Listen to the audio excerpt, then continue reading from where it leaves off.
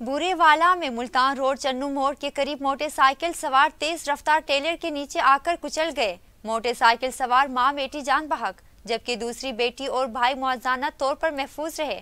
Taylor driver मौके से फरार होने में कामयाब।